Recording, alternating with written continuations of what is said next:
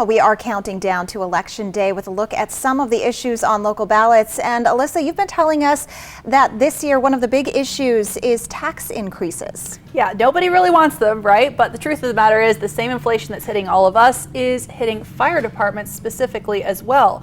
So today I visited Walla Walla Fire District 5 in Burbank. I talked to the chief about their proposed levy lid lift, which is something we've seen on several ballots this fall. Now, the fire district is asking voters to sign off on an additional 24 cents per $1,000 of assessed property value. That means if you live within the fire district, which is about 120 square miles, and you got a notice in the mail saying that your property is worth, say, $100,000, your tax bill would go from $114 in 2023 to $138 in 2024. Again, if that levy lid lift is approved. Now, some of that money would go towards expansion, hiring new firefighters, making space for them at Station 51 in Burbank. Some of that money, though, is needed for keeping the firefighters themselves safe, with decontamination areas for cleaning their gear after they get back from a fire, and diesel exhaust removal to try and remove some of the risk from cancer-causing chemicals.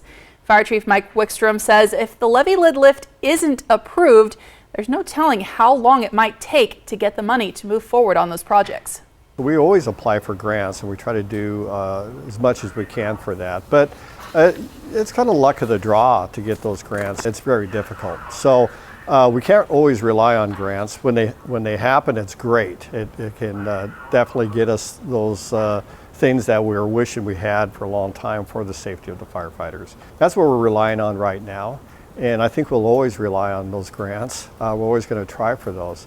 But this lid lift would really help us kind of stabilize a little bit, so we don't have to always rely on that.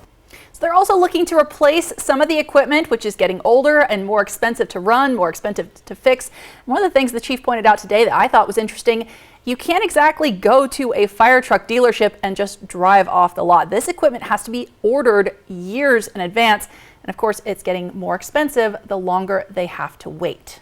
All right, Alyssa, so how many people would have to vote in favor for this levy lid lift to pass? Well, this is one of the reasons it's so important to vote in your local elections. The measure only needs a simple majority to pass. So I just want to remind everyone, you don't have to vote on everything on your ballot if you don't want to. You do have to sign it, and you do have to make sure it's either in the mail or in a ballot drop box before the end of Election Day, November 7th. All right, thank you so much, Alyssa.